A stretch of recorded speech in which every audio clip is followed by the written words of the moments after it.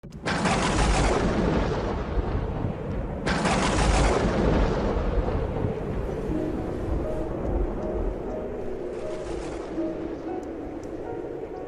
aquel tiempo dijo uno del público a Jesús: Maestro, dile a mi hermano que reparta conmigo la herencia.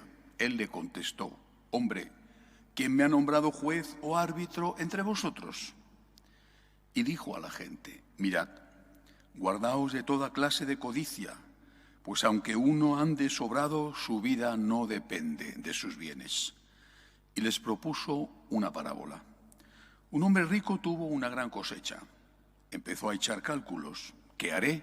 No tengo dónde almacenar la cosecha. Y se dijo: haré lo siguiente: derribaré los graneros y construiré otros más grandes y almacenaré allí todo el grano y el resto de mi cosecha.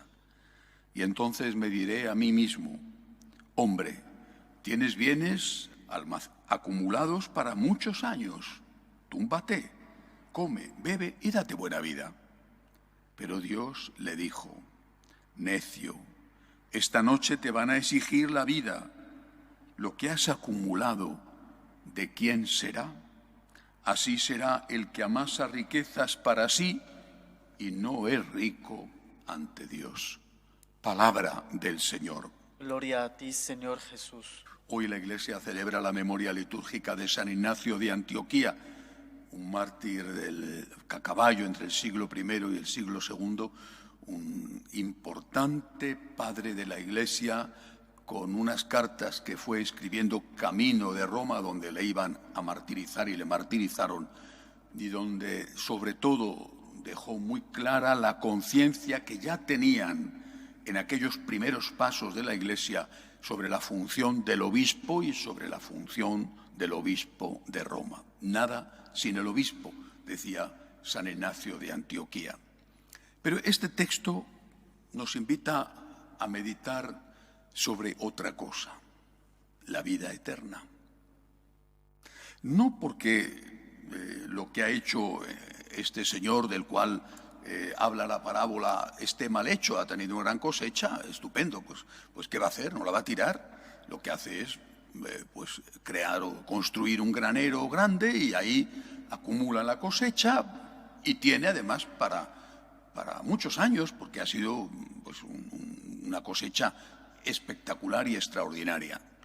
El problema no es que sea un hombre previsor y que piense en el futuro. El problema es que no comparte. No dice, tengo mucha suerte, le debo a Dios mucho, claro que tengo que ser previsor, que lo mismo que ha venido una buena cosecha puede venir una mala y varios años de sequía. Pero hay otras personas que están pasando hambre ahora. Quizá yo lo pase dentro de 10 años, pero ahora hay gente que está pasando hambre. Ahora tengo que compartir una parte de eso que he recibido, de ese don que he recibido, tengo que compartirlo con estos.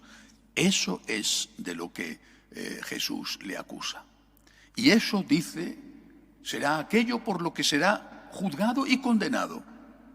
Porque, dice el Señor, al final ese hombre que ha calculado que va a vivir muchísimos años ya sin trabajar y sin preocupaciones, se muere de repente. Quizá no te mueras de repente, pero te vas a morir, Y esto puede resultar duro de escuchar, porque la muerte se ha convertido en un tabú. Nadie habla de la muerte, pero es real. La muerte parece que es algo que le sucede siempre a otros, hasta que te toca a ti.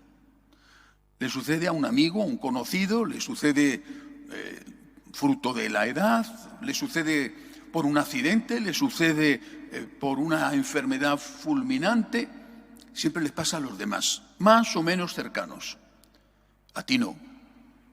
Pero un día tú serás uno de esos de los cuales alguien dirá: pero si le he visto el otro día, pero si he estado con él tomando un café, pero bueno, si hemos estado hablando por teléfono hace nada, ahora me dices que se ha muerto. Pues sí, lo mismo que tú dices eso de otros, un día te tocará a ti. Y un día los demás dirán: fíjate, con lo bien que estaba, ese cáncer que le ha salido donde sea, ¿no? Ya lo decía yo, que no andaba suficiente, o que fumaba demasiado, o que, ya lo decía yo, ya se lo he dicho. Lo mismo que tú dices de los demás, cuando han muerto, lo dirán mañana de ti. Por anciano, por enfermo, por accidente, lo que sea. Pero a cada uno nos va a tocar. Y lo que tenemos que hacer es tener preparada la vida eterna. Yo comprendo que este discurso no interese, caiga sin hacer efecto alguno a los que no tienen fe. Pobrecillos, cuando piensan en su muerte, piensan en el final absoluto. Unos lo llevarán con más estoicismo y otros lo llevarán con mucho miedo. Y cuando ocurre la muerte de los demás, el dolor siempre está, pero para unos esa muerte es simplemente ley de vida y a ver si nos repartimos la herencia, y para otros que es una catástrofe espantosa porque amaban mucho a la persona que se ha ido.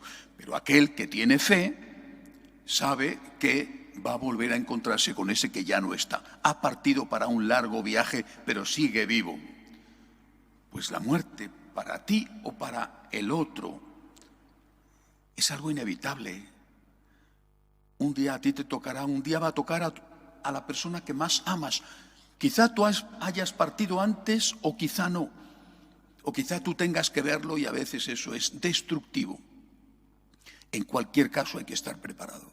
Y la mejor forma de estar preparado tú mismo es ser rico en misericordia, ser rico en generosidad, ser rico en limosnas.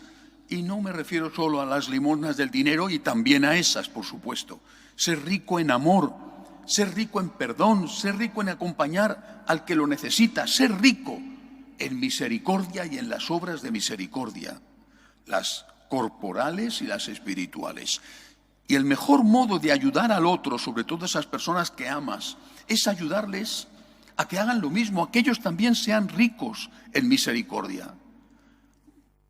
A veces es muy difícil porque esas personas que tú amas han perdido la fe y te oyen hablar de estas cosas y te consideran un pájaro de mal agüero, porque en la muerte no hay que pensar, como si por no pensar en ella no fuera a venir. Bueno, pues tienes que oportunamente decírselo. Mira, el final nos llega a todos. Tú podrás creer que Dios no existe, pero si Dios existe no depende ni de mi fe ni de tu no fe.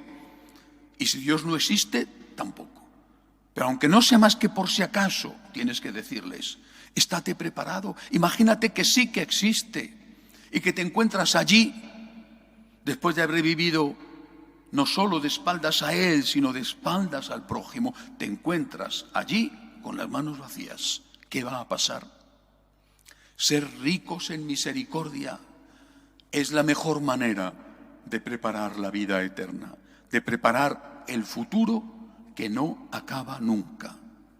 Dios existe, hay vida eterna. Prepárate, prepárate compartiendo, ayudando, practicando esas obras de misericordia. El pasado sábado hablé de la consagración. Insisto, consagrarnos al Sagrado Corazón, al Inmaculado Corazón de María, consagrarnos a Dios, decirle a Dios, soy todo tuyo, cuenta conmigo, aquí estoy, este hombre de barro que soy, este pecador que soy, quiere amarte y hacerte amar, cuenta conmigo. Una consagración que no puede ser solo sentimental. Para mí es el mayor peligro que corren aquellos que quieren consagrarse. Ya me he consagrado muchas veces, no te has consagrado ninguna, porque la consagración implica un cambio de vida, implica unos compromisos, implica una pertenencia, no solamente a la Iglesia, sino a una familia espiritual. Invito a que todo aquel que quiera prepararse para esta verdadera consagración durante 14 meses, durante este Vía Lucis, con 14 estaciones, hasta llegar al 8 de diciembre del año 23, para consagrarnos al Señor y a la Virgen, que me escriban. Tenemos que trabajar mucho para vencer el mal a fuerza de bien y preparar un ejército de laicos consagrados que amen al Señor, que defiendan al Señor, que se preparen bien, que tengan buena formación para hacer aquello que el Señor necesita de ellos. Que así sea.